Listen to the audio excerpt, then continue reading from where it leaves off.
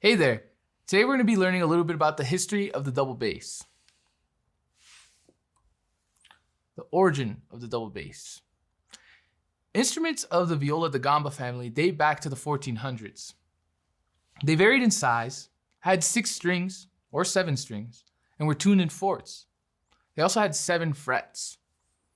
They were more like bowed guitars than violin-based instruments. Silvestro Ganassi created the bass viola da gamba, which was considered to be the first predecessor to the modern double bass. This instrument had sloped shoulders, 6 strings tuned in fourths, and it was the lowest available pitched instrument in an ensemble at the time. The evolution of the double bass.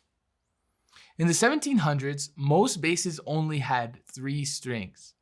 It had a powerful, clear sound, but a limited range. Composers from this time period wrote for 3-string basses. As the bass became recognized as a solo instrument, 4-string basses grew in popularity through the 1800s. They only became the standard by the end of that century. In the 1900s, 5-string basses, or adding extensions to instruments, became necessary to accommodate modern compositions. Composers started writing really low, and the bass was being asked to double an octave below the cello. So an extension will allow you to play down to C or B, and a 5th string will allow you to play down to B. 5-string basses have a wider fingerboard, and they tend to have a larger body to support the tension of that additional string. As a result, the sound also changes. Let's discuss some famous historic bassists. Domenico Dragonetti was an Italian bassist and composer, one of the first ever bass virtuosos. He played the German bow and worked closely with Beethoven. In fact, Beethoven hired him to play the premiere of Beethoven's 9th Symphony. And there's a funny story where Dragonetti says, "Man, if Beethoven showed me that last page, I would have charged him triple." The next person I'd like to bring up is Giovanni Bottesini. He also was an Italian bassist and composer. He played and wrote for the 3-stringed bass and played the French bow. In fact, he was a champion of the French bow and liked to show it off to try to get people to play the French bow. Another relevant historic bassist is Sergei Koussevitzky, a Russian bassist and composer known best for his work in the conducting field. He conducted the Boston Symphony Orchestra from 1924 to 1949. He's considered to be the first major Russian conductor. Let's talk about some famous modern bassists. We have Francois Rabbath, born in 1931 and is still alive and teaching and performing. He's a French bassist and composer, and he developed his own fingerboard method, which is really the only fingerboard method that competes with the modern Simandl method. We also have Gary Carr, born in 1941, also still alive. He's an American bassist and teacher. He's taught at dozens of different universities and conservatories. He's contributed to the development of the modern bass by commissioning hundreds of instruments. It's said that he just couldn't find his sound, so he just kept asking people to make new basses.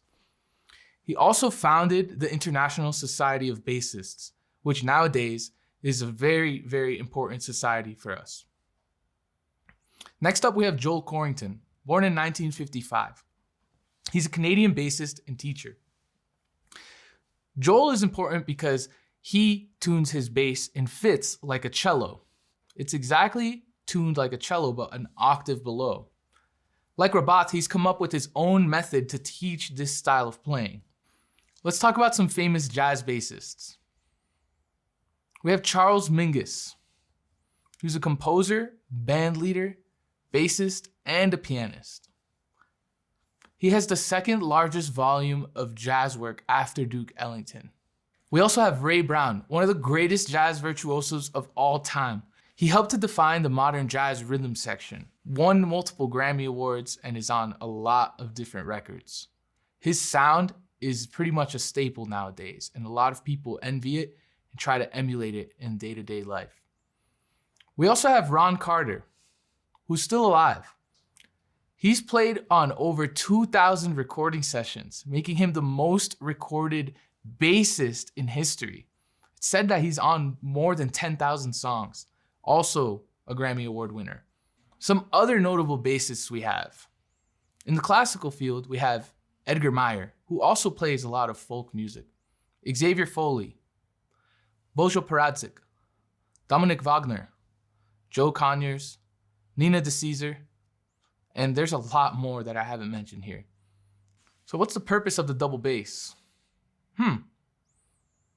Well, we serve a lot of different purposes. In an ensemble setting, we really hold the foundation for the rest of the ensemble. We play the lowest possible notes, and that's where our name comes from, the bass. We set the base of the music.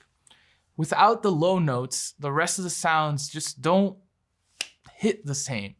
So in an ensemble setting, our job can be anything from keeping rhythm or just providing a foundation. As soloists, though, we can express ourselves freely and explore all sorts of different things.